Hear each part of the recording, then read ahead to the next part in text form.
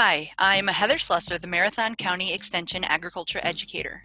Today, I am joined by Dr. Jennifer Van Oss, the Animal Welfare Specialist with UW-Madison Extension, Department of Animal and Dairy Sciences, Erica Bierstrom, Agriculture Educator for Extension Kewaunee County, Sarah Grochin, Agriculture Educator for Extension Outagamie County, and Amanda Young, Agriculture Educator for Extension Dodge County.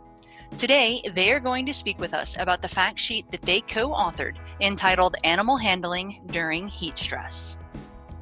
Dr. Van Oss, can you explain what the temperature humidity index is?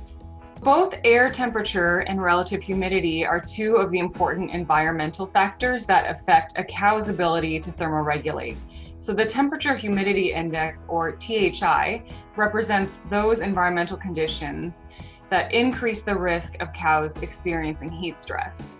There are a couple of caveats to consider though when interpreting THI. So commonly we have discussed a THI threshold of 72, and the more recent literature suggests a threshold of 68. So above those values, we talk about cows experiencing heat stress. But more accurately, those thresholds are based on when there's an inflection point for milk production to drop.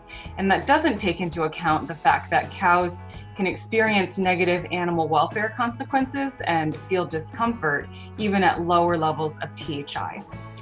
Another consideration is that when you're evaluating THI, it's important to think about the microclimate directly surrounding your cows and not just the outdoor THI if your cows are housed in a barn. If your cows are kept outdoors, it's also important to remember that sun exposure causes cows to gain additional heat, and that's not accounted for in THI, which only measures temperature and relative humidity and not solar radiation. Lastly, different animals can respond differently even within the same environment. So even though THI is a very helpful metric to allow you to plan ahead and anticipate conditions that lead to heat stress, it's also important to look for the signs that cows themselves show, indicating that they're experiencing heat stress. Erica, to help prevent heat stress, what are some best management practices when it comes to handling and moving cattle? It's best to try to move cattle when it's cooler. Dairy farms don't necessarily have that option, so provide fans and cooling systems when that's possible. I'll move cattle in smaller groups to provide fresh air around the animals. And one of the most stressful places for a dairy cow on the farm is being held in a crowded holding pen.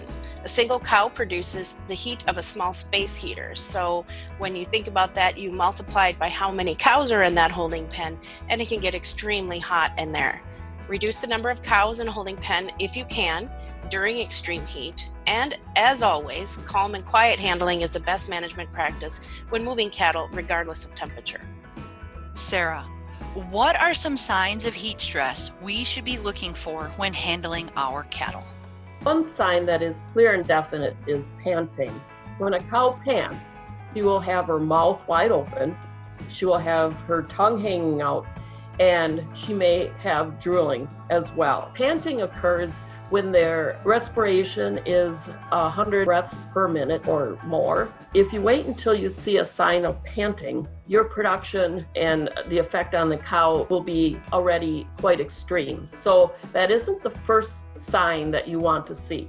What you want to do is monitor their respiration. A normal calm cow will have 25 to 50 breaths per minute. When heat stress kicks in, she will go up to 60 breaths per minute. Panting occurs at 100 breaths per minute. So how do you determine respiration? You look at the side of the cow by her rib cage, and you will see her rib cage go up and down, and you count the breaths per minute. Another sign is cows tend to bunch up around the water tank, and they tend to stand up quite a bit when they're under heat stress because they can dissipate the heat more evenly or faster when they're standing up compared to lying down. You will also see them drinking larger amounts of water, so you'll need to monitor your water supply, make sure everything is working accurately. When you see cows standing up during heat stress, this may lead to lameness due to the fact they're standing up more. Other signs that occur, and these are delayed responses, these will set in a day or two after heat stress occurs, and that is decreased milk production, decreased appetite, decreased immune function, so you may see somatic cell counts go up, decreased fertility, and you may also see death occur. Amanda, if cattle show signs of heat stress while they're being worked, is there anything we can do to help and cool them down? Yes, there are 3 different steps we can do to help our animals cool down if they're showing signs of heat stress. The first is to ensure that our animals have access to shade and they're not located in direct sunlight. The sunlight can enhance their heat stress.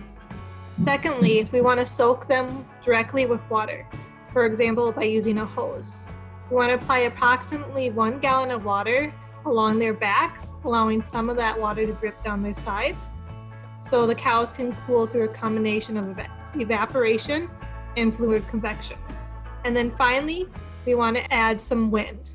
By combining soaking with high-speed air, we can take advantage of convection of the water. Remember that if we're adding wind, we're probably going to need to re-wet our animals a little more often as they will dry faster. Thank you for being with me today and sharing the information about your fact sheet.